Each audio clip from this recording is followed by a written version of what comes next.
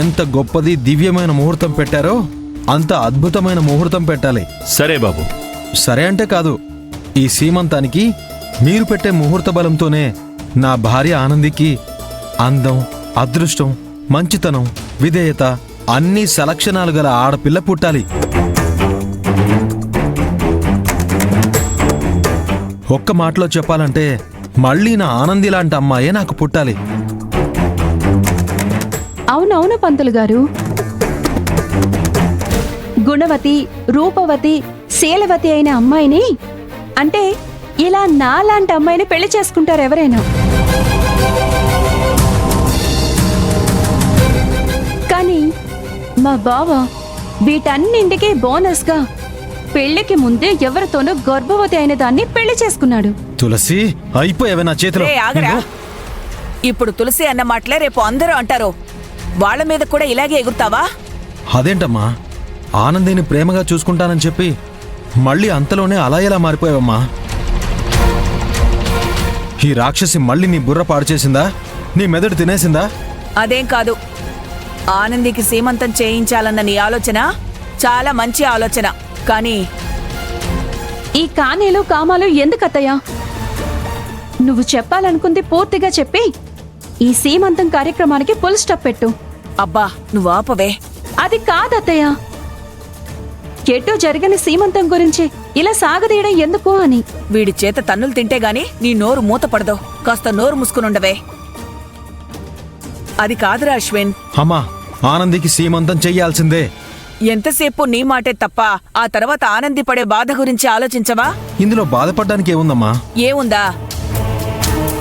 ఏమ్మా ఆనంది, నీకు పుట్టబోయే బిడ్డకి అశ్విన్కి ఎలాంటి సంబంధం లేదు కదా? అలాంటప్పుడు తను సీమంతం చేస్తాను అంటే నువ్వెలా ఒప్పుకున్నా? ఇది పద్ధతేనా అని తలా ఒక మాట అని ఆనంది మనసుని గాయపరుస్తారు.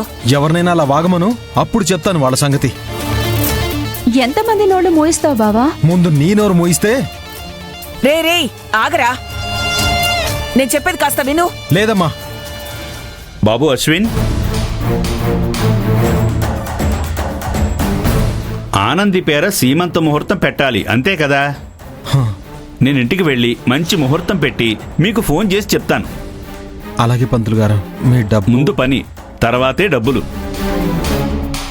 నేనలా ముహూర్తం గురించి చెప్పగానే మీరలా నాకు ఫోన్కి డబ్బులు పంపండి. అలాగేనండి. వస్తాను బాబు. థ్యాంక్స్ అండి.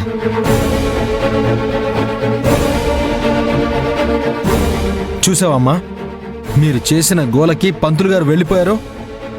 అదేమీ కాదు, తనకొచ్చిన కడుపుకి కారకుడు ఎవడో తెలియకపోవడం ఏంటి?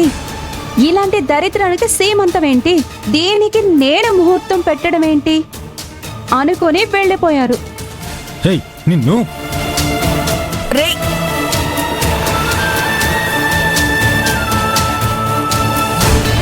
అమ్మా, ఆనందికి సీమంతం జరుగుతుంది, అంతే.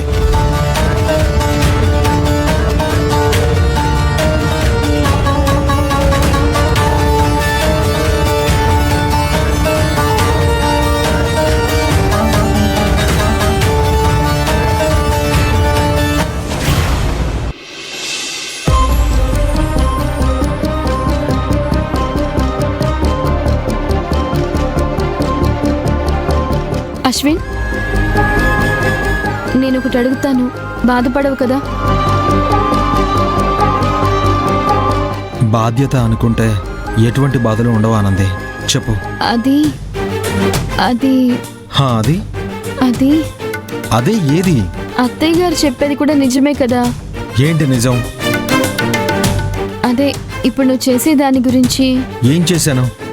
భర్తగా నేను చేయాల్సిన బాధ్యతే కదా అది. సీమంతం అనేది భర్త చేయాల్సిన బాధ్యత కాదు అశ్విన్.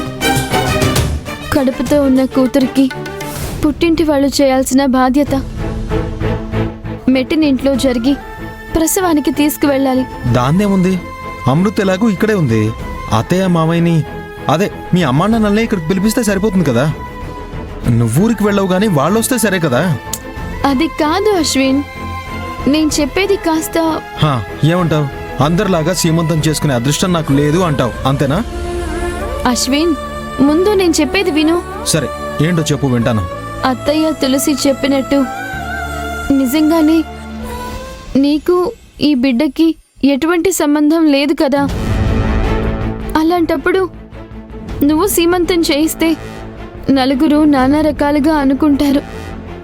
ఇంటి పరువుకి ఆపానంది. పరువు పాలకూర కొలువు అంటూ నువ్వు కూడా నలుగురు నాలుగు విధాలుగా అనుకునేవాళ్లే అయితే నువ్వు సుమంగళి వ్రతం చేసిన రోజే అనుకుని ఉండాలి కదా. లేదా ఇప్పటికీ వీధిలోకి వెళ్ళిన ప్రతిసారి అంటూనే ఉండాలి కదా. వాళ్ళు అనుకునేది మనకి తెలియదు కదా అశ్విన్. పిచ్చిదానా, ఇప్పుడు కాలం అలా ఉందనుకుంటున్నావా? 4 విధాలుగా అనుకునేవాళ్ళు మన ముందే అన్నీ అనేసి అయ్యో మీరెప్పుడొచ్చారు చూసుకోలేదు అని అనే రకాలు వాళ్ళు. అయినా అలా లోకులు కాకులై కూస్తూ ఉంటే మా అమ్మ ఈ పాటికి శివతాండవం చేస్తూ ఉండేది. అలా అత్తయ్యని నిందించడం తప్పు అశ్విన్.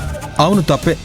అమ్మకిదంతా ఎక్కిస్తుంది చూడు ఆ తులసి, దాన్ని ఇంకా ఈ ఇంట్లో ఉంచడమే నేను చేసిన పెద్ద తప్పు. ఇప్పుడే దాన్ని ఇంట్లోంచి పంపించేస్తాను. అశ్విన్ ఆగ్ అశ్విన్, అంత ఆవేశం ఎందుకు? ఆవేశం కాదన్నది ఆలోచన. ఏంటి ఆలోచన? గర్భవతైన నా భార్యకి సీమంతం చేసి తన కళ్ళల్లో ఆనందం చూడాలి అనుకోవడం, నా భార్యకి సులభంగా ప్రసవం జరగాలి అనుకోవడం, పుట్టబోయే బిడ్డ ఆరోగ్యంగా ఉండేలా తనకి 10 మంది దీవెనలు అందించాలి అనుకోవడం. అదే నా ఆలోచన. అదే ఆ భారం నీకెందుకా అని. భారమా? భారమేంటానంది? ఇప్పటికే నన్ను ఇంట్లోకి తెచ్చి పెట్టుకుని భరిస్తున్నావు. నా గర్భానికి నీకు సంబంధం లేకపోయినా నన్ను అంత ఆప్యాయంగా చూసుకుంటున్నావు. అలా చేయడం వల్ల కన్న తల్లితో అనవసరంగా మాటలు పడుతున్నావు. ఇప్పుడు ఈ సీమంతం భారం కూడా ఒక్కటా? భారం అంటావేంటి? ఇప్పుడే చెప్పాను కదా, నీ భర్తగా అది నా బాధ్యత. బాధ్యతల్ని భుజాల మీద మోస్తే బరువు అవుతుంది. అదే గుండె మోస్తే బంధుత్వం అవుతుంది. మనది బంధం ఆనంది. బరువుల్లో కూడా బాధ్యతను వెతుక్కోవడం నీకు అలవాటైపోయింది అశ్విన్. బరువు బాధ్యతలు అవన్నీ ఇప్పుడు ఎందుకులే గాని ఒక్కటి అడుగుతా, నిజం చెప్తావా? అడుగు అశ్విన్. అందరి మాట పక్కన పెట్టు. కాబోయే తల్లిగా నీకు సీమంతం చేయించుకోవాలని లేదా? తల్లి కాబోతున్న ఏ ఆడది సీమంతం వద్దు అనుకోదు. తనకి ఉన్నంతలో నలుగురిని పిలిచి వాళ్ళ ఆశీర్వాదం తీసుకోవాలి అనుకుంటుంది. కానీ నాకు ఆ భాగ్యం లేదు అశ్విన్. చెప్పవు. నువ్వు నీ ఇష్టాలని ఎప్పుడూ చెప్పవు. ఎదుటి వాళ్ళ ఇష్టాలను తెలుసుకుని త్యాగం చేయడం తప్ప